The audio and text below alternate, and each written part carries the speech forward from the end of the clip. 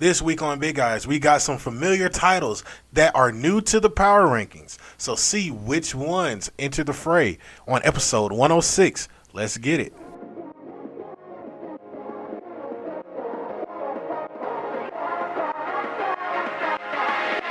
The Big Eyes Podcast.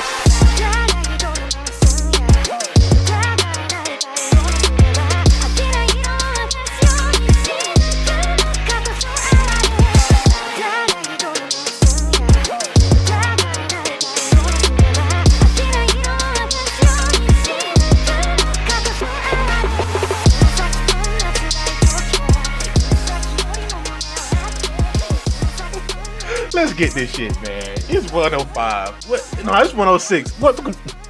Man, listen. Yeah, nigga, listen. It's 106. Listen. Episode 106 of the Big Eyes Podcast. Nigga, listen, 106 in Park, nigga. 106 in Big Eyes. Listen, man. Listen. All right. So before we get started, you already know what time it is. This is AD and LJ back at it again.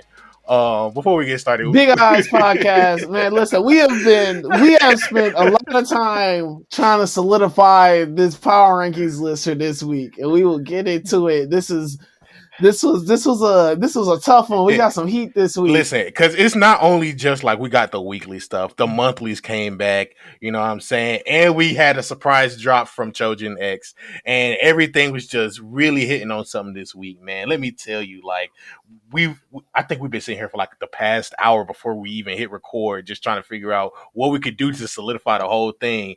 And listen, man. The rankings may surprise you. The rankings really may surprise you. The rankings this week, man. The rankings this week on the Big Eyes Podcast. It was tough. It was man. We got some really good stuff, man. That's all I gotta say. Before that, man. Listen, before we get into Before we get into that, let's get into some of this news because we've gotten a lot of news this week. Yeah. I think the first thing, enough news to talk about. Yeah, just enough because like we could really go on a run about everything that we read this week, but we got to get through the news first. So I think the first thing we could talk about is Fujimoto being a madman, dropping a 200-page one shot on April 11th. It's going to be in the Shonen Jump Plus app in Japan, so it may come over here like he did Look Back on Viz. We don't know yet, but you reading all 200 in one sitting? I just need to know. More than likely. One sitting? Nah, never mind. I might read 20 pages a day and then like get through it throughout the week. That I might read all. I might be a madman and read. It depends. It honestly, because you know he's not very wordy about the stuff that he writes. It's all like visual paneling and everything like that. So if you run through 200, I could see it like through the whole day. But man, listen, and the fact that like he's putting this out before he even starts on Chainsaw Man Part 2, like, come on. Man. But I'll say this: when you look at his the last one shot that he did with Look Back, I'm gonna read it because I feel that he will actually give us 200 pages of good storytelling. Yeah, because I know the last thing that we can't if it was really anyone else, I'd be concerned. But 200 pages from Fujimoto, I'd be all right. Yeah, because you know the last thing that he said about something that he wanted to write about was he wanted to have a femme fatale lead the story. So this may be that one shot that he came up with beforehand. So who knows? I'm really excited to see what goes through his mind when it came to this, man. Like, I can't wait. Yeah, man. Listen, I like I said, I think Fujimoto is a great writer. I think he tells very compelling stories. I think that his One Pieces work out very like his one shots work out really, really well. Yeah. So I'm not gonna be surprised about, like, I'm not concerned. I'll say that. I'm not concerned of how good it's gonna be. I think that a one shot will work out perfectly fine. 200 pages is insane. Yeah. I think that's absolutely crazy for a one shot, but I think that it'll still be a very compelling story. And I mean, obviously, whatever Fujimoto touches, it somehow turns into gold. Fucking Look Back didn't he win that award for Look Back, or was no? It came in second place. Came in second, so that's what I'm saying. Like, we not like Fujimoto. Whatever he touches really is gold. So we'll be all right. Mm-hmm. Man, listen, Fujimoto. This might be Fujimoto's year. Might be, depending on how good part 2 is. Listen, I got full faith in this man. I think he's earned the respect of everybody over at Jumpin' Shueisha for him to write whatever he wants, especially because all he's been doing is dropping one shots since Chainsaw Man Part 1 ended. Like I think he'll be all right. Yeah. Speaking of Shueisha, oh yeah, the gaming division. You want to talk about that? I just need to. Why can't they just give me the chapters, bro? I just want my volumes, man. They doing all this. I can't even get half their stuff in English. I'm learning 7 different languages right now just to read manga. I'm tired of it. Duolingo tired of me. No, Duolingo needs to probably give me a sponsorship. How many languages I'm trying to learn how to read and write. Man, listen, I might be right just there to with read you. some manga. I might be right there with you because I kind of want to do that. I'm going to start reading Aoashi in fucking French. God damn. I sound like Method Man at the end of Ice Cream. Bonbons and all that shit. But no, that's cool though, man. Listen, I'm not gonna hate Shueisha with the game. I mean, they're getting a new. I mean, it's obvious that they are working very fast because they are already talking about a new title coming very soon. Mm-hmm. They talking about that. Not only that, but we also got the weekly Shonen Jump. They revised the weekly Shonen Jump survey system. So now we don't know if it's going to be a one-time thing or a recurrent survey, but in this time they ask it about the reader's volume selection. So typically on the reader's selection thing, they ask like, what is your overall satisfaction with this week's weekly Shonen Jump? And they go from very satisfied to very unsatisfied. Then they go, tell us the reasons in question 1 as detailed as possible. 3 most interesting titles, which volumes we will buy when they're released, which series volumes you will buy the most when they are released, and then which ones you will recommend to people, and so on and so forth. So I think like they're kind of revising this, and hopefully it comes out west. Right now it's still in Japan only, but hopefully like we get to have some say so input because man, listen, this week was kind of crazy too. Like I ain't gonna hold you. Like, you know what? I actually really enjoy that they're doing that because I actually feel that this gives some things a chance. Yes. I think it gives some things that us as fans have been championing and attempting to, for things that we've been reading and like everybody, you know what I'm saying? Like things that we've been wanting to read and wanting to see stay like consistent. Like, I think this actually gives us a chance to actually have some say in it. I think that the metric that they're measuring things by, it's a very limited scope. Like yeah. So I think it gives new title, especially new titles that probably need some time to grow and probably need some time to let the story go. It gives them a little bit more breathing room. Yeah. I think that's a big thing with a lot of fans is that like, although some things may not be starting off as fast paced as we want, even if the story is compelling enough, it allows them a chance to like build on upon that. Yeah, and it's crazy because it's like we see so many of these titles get cut so quickly, and they only get like 3 volumes at most or whatever coming out for those stories. But by them at least acknowledging that people are willing to buy the volumes and maybe giving things a little bit more leeway and credence to like flesh out their stories even more, because volume sales are becoming more important than just like their magazine sales. Like magazine for Japan is going to be like their main thing, like even though we don't have that anymore over here and all we got is the volumes and the digital shit. Like that's a very big metric that they need to follow and that they should follow. So I think like with them at least including volume sales and stuff like that, hopefully they'll expand the surveys for us over here in the West so that we can also give our input and say, hey man, like we also want some of this stuff to stay too. Like y'all not the only ones that are enjoying the stuff. Like it's a whole greater world than Japan, man. Like we love the stuff that y'all putting out. Just give us a chance to like have our say so as well. Nah, definitely for sure. I think I think this is this new metric is for the greater good of all. Yeah, definitely. Also, wait, real quick before before we move on, wow, of course I click off of it as soon as I say that. Uh, Going back to Shueisha Games, they did release the first 4 titles that they're gonna release. Mm. So the first 4 titles are gonna be Oni Yukio, The Tower of Children, and Captain Velvet Meteor, The Jump Plus Dimensions.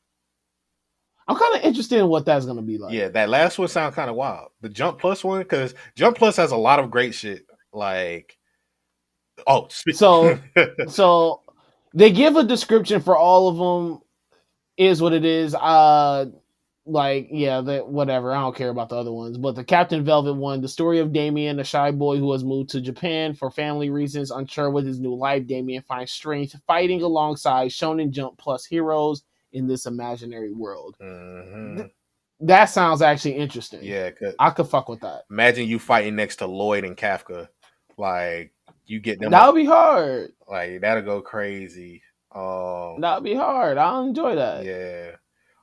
Speaking of Jump Plus, real quick, I do gotta throw a shout out for Takapee, man, because they almost had 1 million copies just off of 2 volumes alone. Like, just 1 million sickos. I'm counting you. You in that sicko count. I ain't got them yet, so you can't count me. But when they do get released over here, listen, I might be. You are absolutely. I might be right there day one. It's only going to be 1 volume, and you are. It's 2. Sick. It's going to be 2. Yeah, it's 2 volumes. Oh, you're off 2 volumes. Disgusting. It's 1 million. Come on, man. You're disgusting. Listen, man. The last chapter was a wholesome ending. Listen, if you had read the last chapter, I probably would have nominated it for the first. Yeah, no, I read. You are. The last chapter was good. What do you mean? Come on, man. It was good. You're still. You need help. Listen, man. I like happy endings. Let me just say that. I really enjoy that. They didn't keep it all dark. They came to a good resolution. So go read Takapee. Just don't be depressed when you read Takapee. Bro, you're gonna need some therapy after reading it. Take your time. That's all I can say. But I think the next thing is Witch Watch. They got a TikTok account? Yeah, man. So that fits. Listen. After this latest chapter and Mori actually getting the TikTok on his phone because everybody was slanted. First of all, I'm glad you caught up to Witch Watch, man. Like, hey, listen, bro, I was being a hater. I can't even lie. I can't even lie. I was being a big ass hater. I'm sorry. I'm sorry to everyone who's a fan of Witch Watch. I was being a hater. Listen, it's okay. I'm glad you see the vision. That's all I can say. I see it. I'm bought in, bro. I'm all the way there with you. I'm bought in.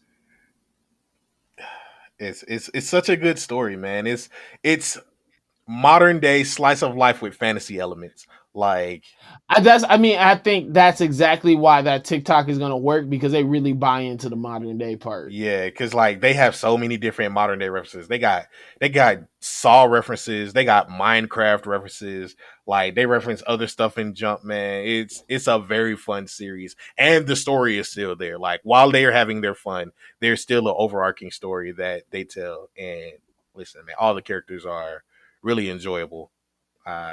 I'm happy. Maybe one day we'll get it into the top 8, but right now everything else is kind of hitting on some gas. Man, listen, the top 8 this week, man. We took a lot. Yeah, man. I think this last news section is where we can tie into the top 8, because we got an interview from Shihei Lin, who is the editor of Spy Family, but not only Spy Family, he's also the editor of Chainsaw Man and Dandadan. And he had a slight conversation on the release of Volume 7. The interviewer asked him, what is it like for how did the title for Spy Family come about? And he really just slapped a placeholder name on it in the draft submission page, and it just happened to stick. It just happened to stick. He asked, I love that for them. Yeah, man. Like, I'm happy that, like, sometimes the basic stuff is all you need. The basic title is all you need. They even reference how the title of Hunter x Hunter is super simple and it has the same thing going on. So, like, they're very aware. It's a very fun little interview. If you want to check it out, it's on the Manga Plus app. Yeah, it's a very good thing. Like, Now it's always cool when you get interviews like that with like the editors and whatnot. Cause I feel that they always have a different obviously I mean also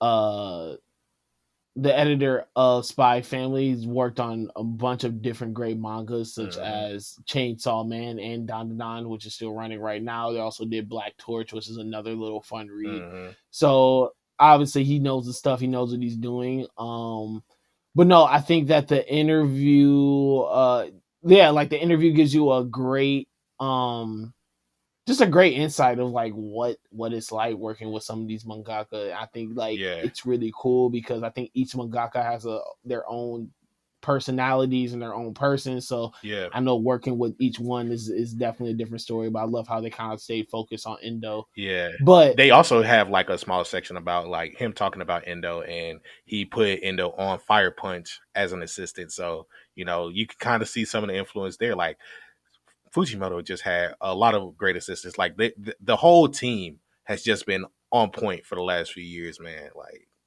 they all have been like,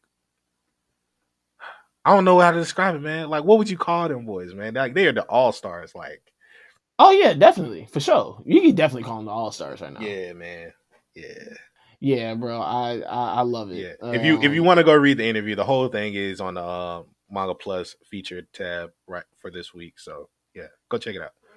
I'm mad that he didn't bring up how Endo be taking a whole bunch of PTO, but it is what it is. That's a fact. But when Endo shows up, he shows up because guess what? We are here with a big eyes manga rankings. Yes, sir. And obviously, we're bringing up Spy Family because guess who got the top spot this week? You already know, Spy Family. Spy Family gets the number one ranking this week. man. Much deserved. We'll get into it in a second. But here are the official Big Eye Power rankings for this week of Shonen Jump. April 3rd? Yeah, yeah. Week of April 3rd. Yeah. So taking off number 1, Spy Family. Mhm. Number 2 is One Piece. Number 3 is Aashiman. Number 4 is Trojan X. Number 5, Black Clover. Number 6 is Sakamoto Days. Number 7 is Shoha Shoten. And number 8 is JJK. Obviously starting off with the number 1 on the list because it is the most noteworthy. Spy Family. Like I said, when Endo shows up for work, he shows up to work. Yeah, and not only that, he's actually coming back on time next week or in 14 days, not a whole month like before. Like I'm, I love how we think that 14 days is on time, but it is what it is. I mean, for him, it's on time. Like we can't complain about that, man. Like you know what I'm saying? He has his schedule. He knows what he's doing, and because he delivered on this chapter, I can't hate. Because you know why? It's a Lloyd backstory chapter. We ain't never Something we have never seen before. Something that was do you feel that his backstory was more surprising? Like I was not expecting this. Yeah, I was definitely surprised. I saw it was like, it's 62.1. It wasn't a 63. So I was already taken aback by it not being amazing. Because when I first saw it, I was like, did this nigga draw some art again and he's going to leave for another month? Like, what is this? But then I get into it and it's actually the Lloyd backstory, like the beginning of his backstory. I'm like, oh, now we talking. Like I can actually live with this. Like he's actually on something right now. So I'm not complaining at all. I was surprised, but we get into it and it starts off with Lloyd like playing as playing war with his friends in Easterless, or Westerless, you know what I'm saying? And they're just having a ball, but he's not trying to be his dad doesn't want him to be a soldier in the war, even though he wants to take out the other side because that's what they perceive as enemies. It has a very Attack on Titan feel to it in a way. Shout out to you for also being on Titan Time this week, man. Oh yeah, I was definitely on Time. I'm pulling the double today. Yeah, man. But no, I thoroughly enjoyed this chapter because once Lloyd's past is much darker than I thought it was gonna be. Yeah.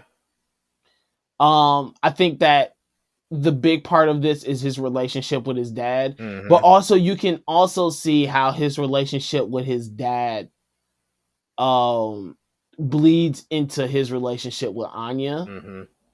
especially when it comes to the Schoolwork and trying to like, there comes to schoolwork, but also you can tell that very much as a parent, because you do catch Lloyd getting more invested with his family as time goes along and more invested into Anya, and I think that he really does see Anya as his daughter. mm-hmm. But you can tell how he I think you can, I think it's intentional in a way of how he attempts to parent Anya much differently than the ways that he was parented. Yeah, because like Like, you see his dad like slap him for like playing war with his friends, but we don't never see Lloyd ever put his hands on Anya, like ever at all. and not even that. It's not even just putting the hands on Anya, but you can tell that he doesn't put the pressure on Anya the way that he felt that he had pressure on him. Yeah,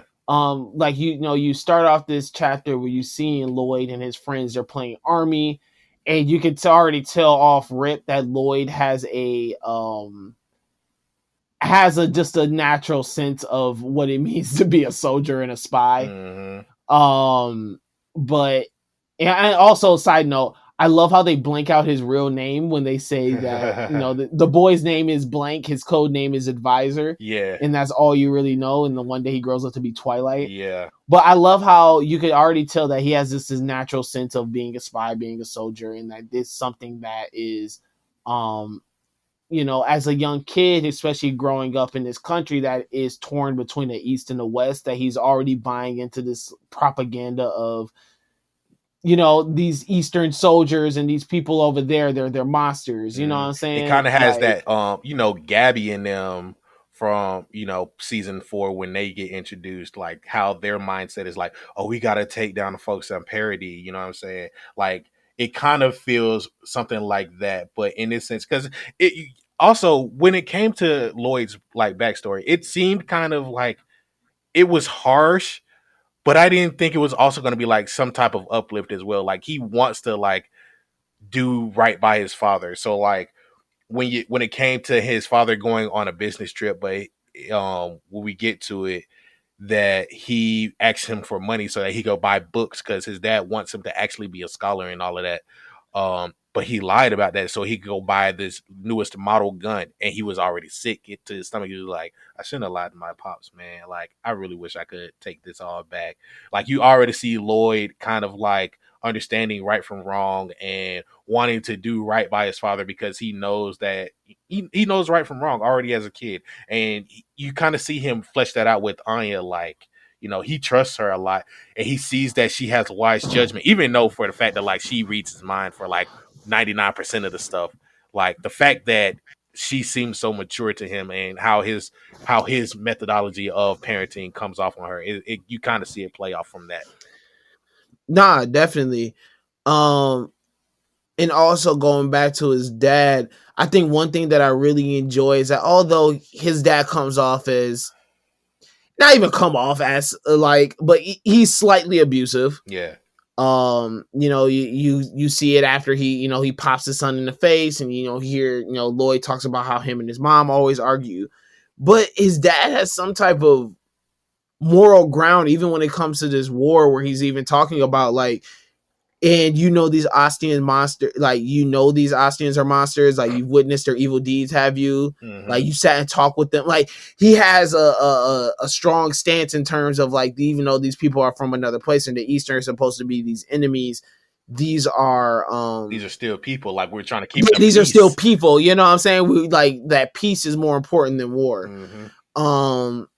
And I think that Lloyd has this strong sense of like that's most important to him, is Yeah. making sure that war doesn't break out again, and and peace is kept. Yeah. So as they try to paint his father as kind of like this really stern, slightly abusive figure, he has some type, he still has this influence on Lloyd of there is a strong moral ground that he stands on in terms of like what is right, what is wrong, and like what this means. Yeah.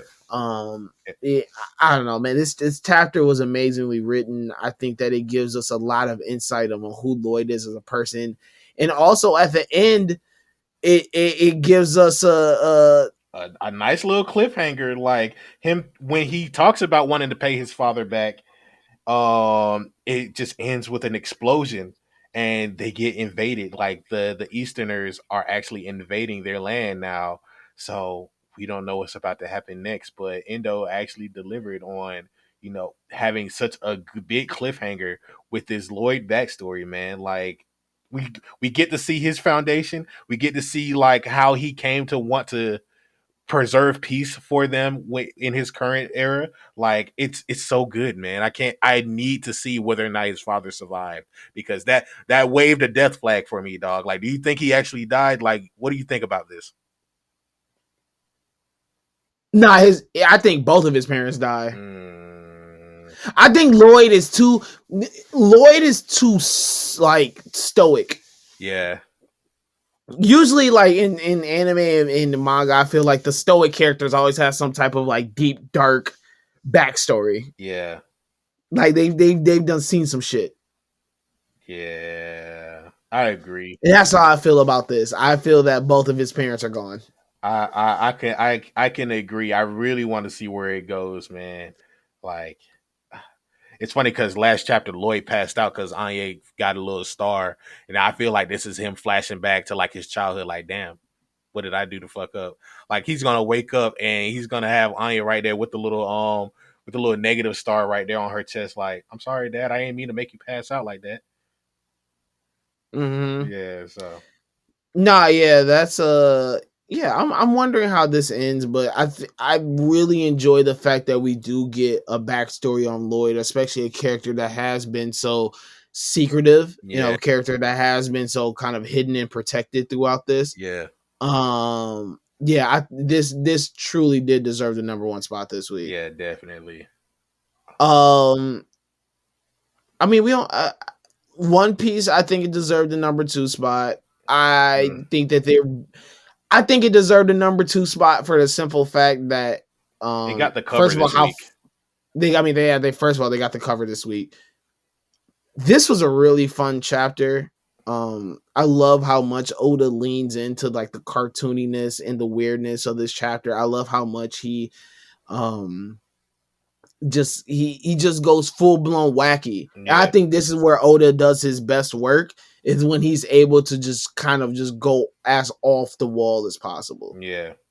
And it only works because it's Luffy, and he's the most wackiest person. He makes the series that wacky. So, like, the fact that it's a fully centered Luffy versus Kaido fight, and we get to see him, like, in his full glory of his Gear 5 awakening, like, transforming the ground into rubber, Kaido trying to eat him, but bouncing around through Kaido, stretching his eyeballs to leave his body, and then floating into the sky, all of a sudden comes down and he's a giant. Like, nigga is a full giant, dog. Like, I didn't expect that. I'm not gonna hold you. I did not expect that, because there are so many, One Piece has the theory crafting and it's like all of that stuff going on. But a lot of people have always theorized that Luffy would end up being a giant just because of how his powers worked. And Gear 3 was him turning like just parts of his body into a giant. There's like a side arc in the post time skip in the anime where he eats a giant who has a power to shrink herself, and now he becomes a giant when she turns herself into a giant, and it's some crazy stuff like that. So people have always theorized that Luffy would become a giant at some point, but the fact that it's happening now, and then like supposedly the next arc is Elbaf, where it's the land of the giants, and he might be able to train his powers there, man. It's just a lot going on with what this chapter is about. He jumps ropes Kaido while he's a giant, man, and it's just wacky. I think the best part is when Kaido is about to whack him and he smacks his head into the little dome area where everybody else is trying to evacuate. You just see everybody's eyes pop out on some Looney Tunes shit. Easily the best part. Easily the best panel in that entire chapter. Like easily the best like easy. There's no other panel in that entire chapter that's better than that. This is an absolutely amazing panel. Like I said, he goes full blown goofy with it. I think Oda does his best work when it looks like he's just having fun. Yeah. Like this chapter looked very fun to draw. This chapter looked very fun to write. Even the moment where like Luffy loses his powers for a second or kind of like burns out for a second, but then pops back up. I mean, also I love how this kind of feels that like Wano's about to end finally. Yeah. I think something that not even just us as manga readers, but just fans of One Piece in general has been wanting. But he kept the energy up. He just kept it fun. He kept it goofy. He kept the, you know what I'm saying? Like as last week, I think the chapter was like this big reveal thing where you're like, holy shit. Like, you know what I'm saying? Yeah. You're like, whoa. And then you even see Kaido, even this chapter, acknowledge the fact that he's like, what is up with your devil fruit? Like your devil fruit has powers that aren't normal. But yeah, I think that this chapter definitely deserved the numbers 2 spot. Oda did some of his best work this week. Yeah, definitely. And he has one more chapter to drop this week, and then he goes on break again. So like, you know, it might be some crazy shit that happens this week as well. So, you know. Yeah, but this week we got 3 newcomers on here. We got Chojin X, Black Clover, and Shoha Shoten. I think all these 3 chapters belonged on this list, and I think they all did a great job of really pushing their story forward. Yeah. I think that's the big reason why I wanted, like, these 3 definitely belonged on this list this week. I mean, Chojin X, I mean, just the final panel alone. Listen, that was also why it took an hour for us to start this, because I was catching up on Chojin X, man, and Chojin X is something special. Let me just say that, man. I'm telling you, man. Listen, what is Sheeta in my goat talk, man? Listen, like we can't talk. Listen, Tokyo Ghoul, Chojin X. I mean, now Sheeta be dropping on some random schedule shit too. Yeah. But when he does drop, that shit is actually kind of heat, man. Like the story that he's pushing right now with Chojin X, and because I think the last time we talked about it, we had the Sinker Chojin and him fighting Tokyo and them getting introduced to the other Chojins who are keepers. I think one of them is the blade or sword Chojin, and the other one is the strength Chojin. I forget their names, but they came to save the day. We get the little picture. I'm glad baseball season is back. We get the little pitcher, batter, like tag team.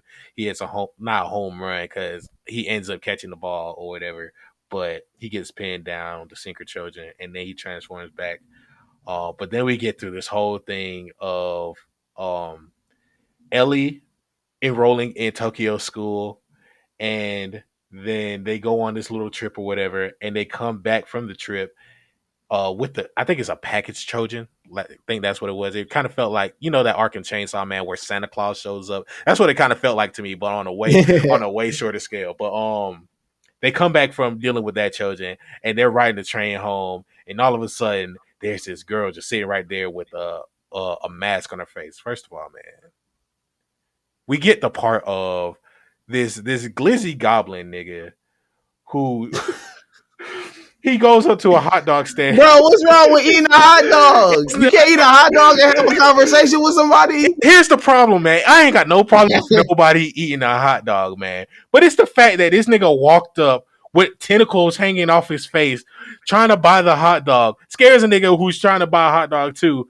And he goes in and he's trying to talk to Shorty while he's gobbling the glizzy with tentacles on his face, dog.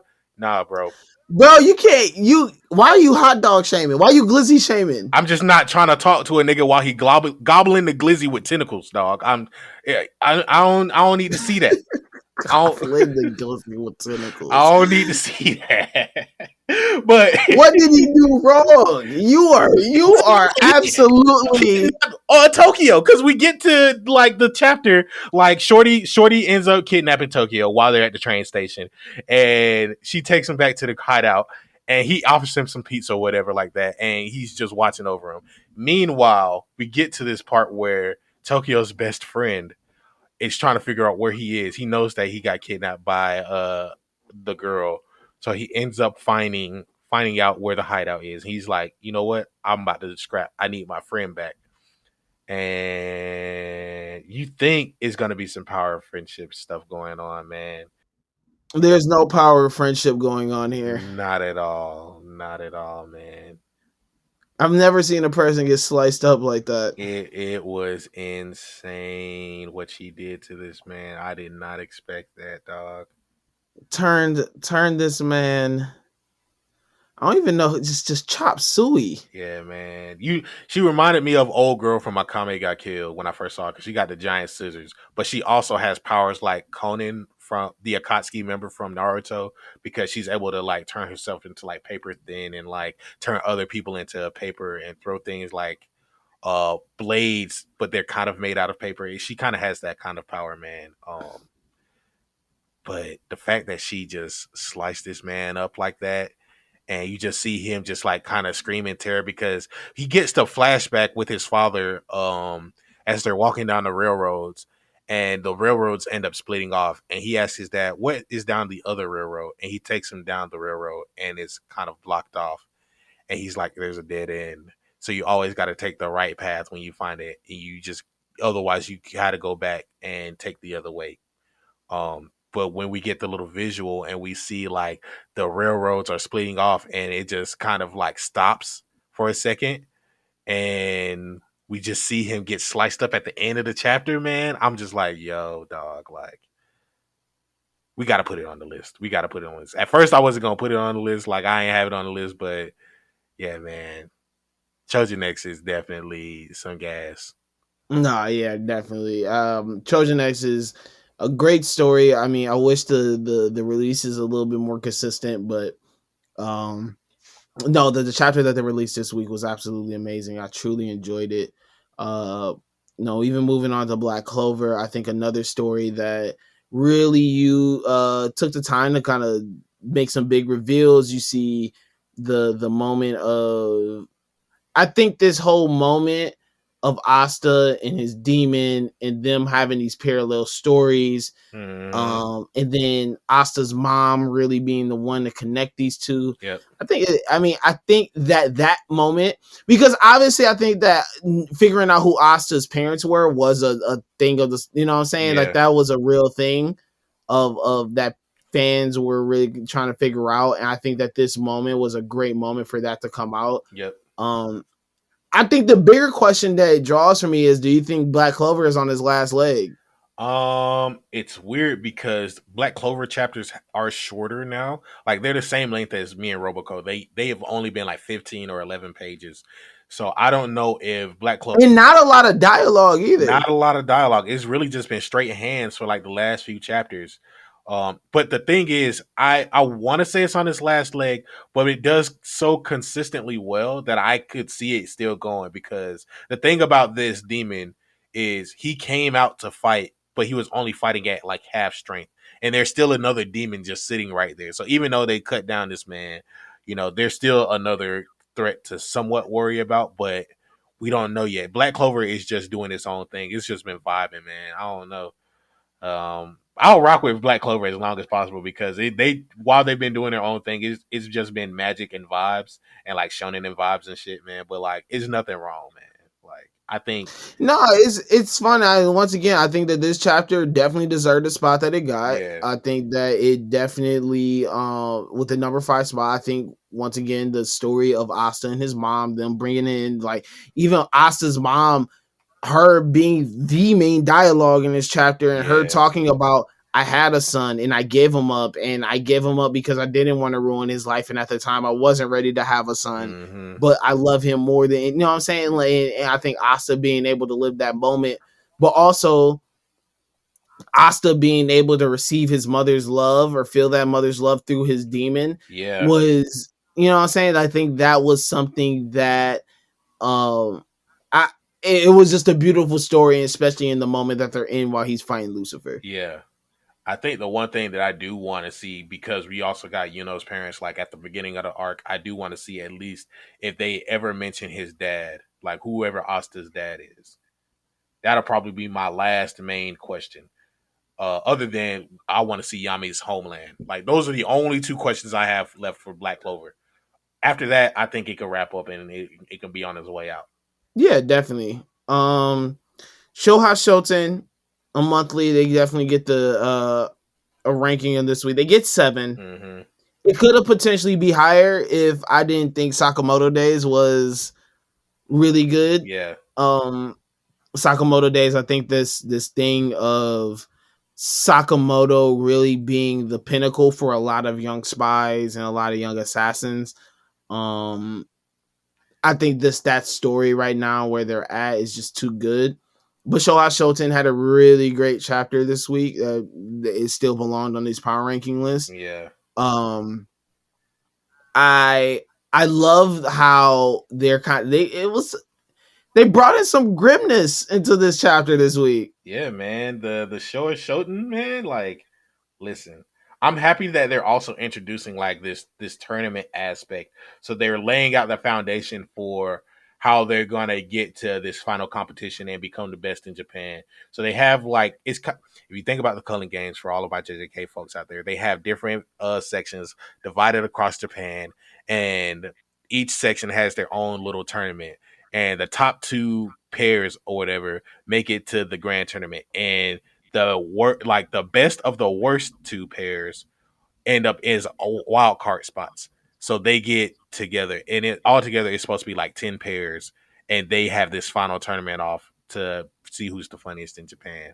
And we kind of get like this whole thing with we see Rising, who won the last tournament, but they gave up the trophy by default. We see Sprecher, who were the other guys a part of that competition, who just been like they've been supporting the team from the backstory.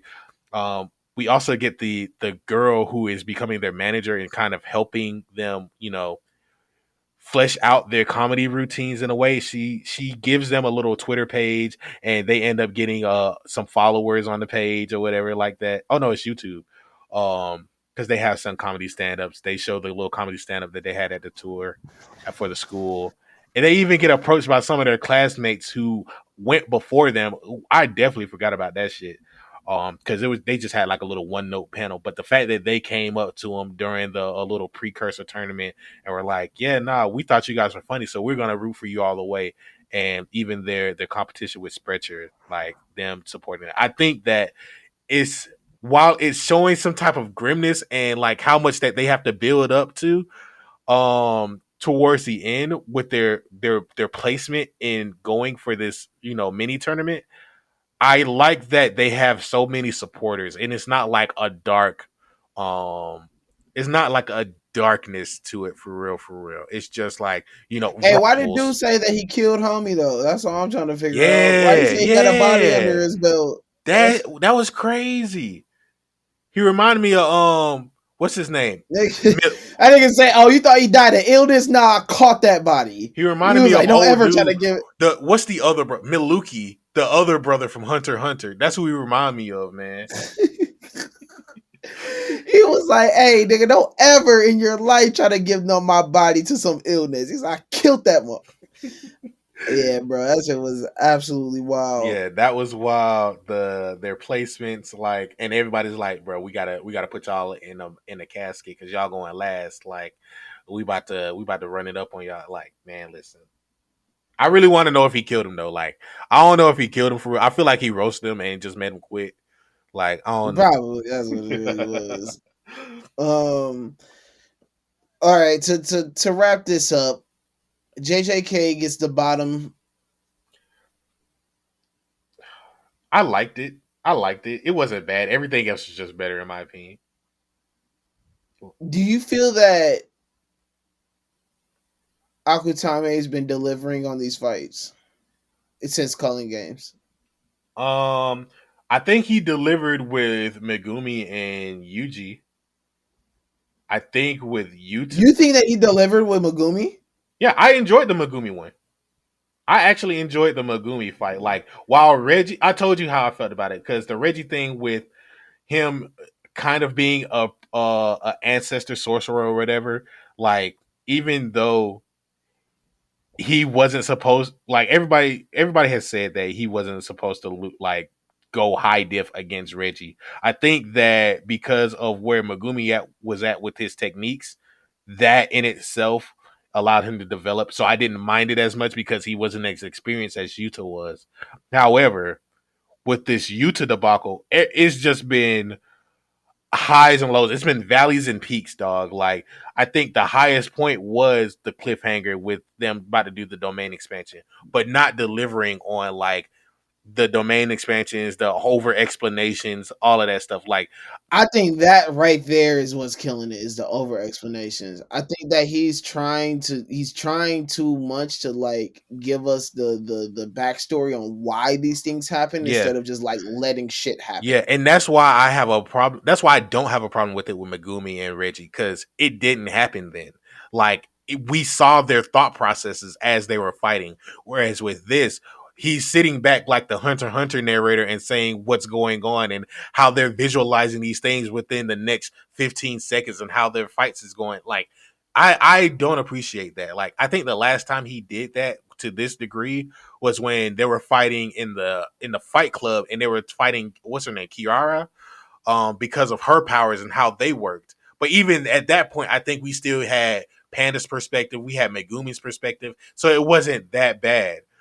But this, like, come on, man. I just think that this fight in itself, because of how it wrapped up, and the setup from last chapter of Rika eating the arm of Uro, so that's how they end up getting the powers of mimicry. I think that in itself was a decent, setup for him to wrap the sky and shoot Johnny Bravo his own blast. I think that was I pretty love good. how we only refer to him as Johnny Bravo now. Yeah. We don't even call I don't even know his name for real, man.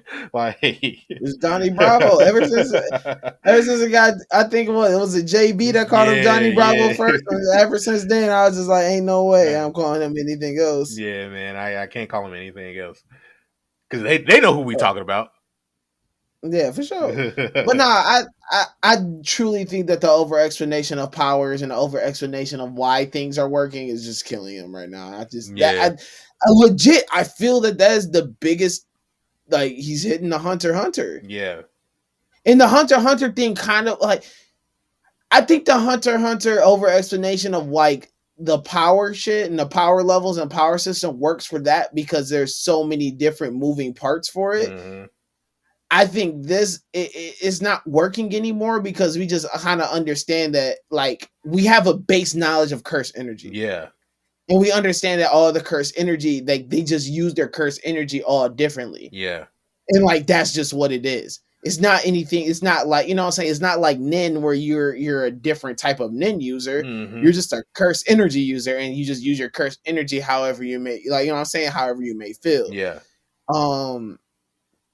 I think, and like I said, I think the over explanations are really is what killing him right now. And I just truly just want, I don't want him to feel that he has to explain stuff. I don't want him to feel that he has to break down the logistics on why this fight works or like what is going on in the fight. Just let them fight. Yeah. Just let the shit happen. And if there really does come to a point where you're like, okay, I actually have to explain this, then explain it. Like, let us see them think this out. Don't explain it to us. Let us see them like think this process through. That's the biggest thing for me. Like, we could have literally seen like Shorty get distracted, and then we could have seen you to be like, "Oh, she's distracted. Let me go slap her right quick." You know what I'm saying? Like, it's no need for the over explanation of things. Like, I think that's what the other thing. I think we're so used to older anime and manga where the villains or whatever kind of explain their powers or people explain the techniques like outright. So when things happen, we get to see, now that the explanation is out the way, we get to see like the little plot twist in the middle of it, to say how da da da da, and then we get to see them like pull out the back of their out their hat, the rabbit out their hat, and just say, yeah, we did it this way. But the fact that they're just explaining it like this, I don't know, man. Like it's not hitting as hard. But I did like this chapter more than the last one. I will say that. No, definitely, it's much better than the last one. But yeah, man, this is our power rankings for the week. Also, shout out to I want to say quick shout out to Ayashimon because Dopo was a nerd and that was crazy. And there was an old girl who did some unspeakable things to one of those guys in the hotel. That was kind of wild. I'm not gonna hold you. Very, very much so. Ayashimon had a really great chapter they should tap into. A lot of just pushing the story forward and just keeping us engaged. But this is our power rankings for this week for April 3rd. Thank y'all very much for tuning in to this episode of the Big Eyes Podcast. As always, make sure you subscribe and listen to the Lookout RNC and subscribe to all other RNC Radio live podcasts. Other than that, AD, what's the sign off? You already know. Please read more manga, watch more anime, and be on the lookout, only on the lookout for the Big Eyes Podcast.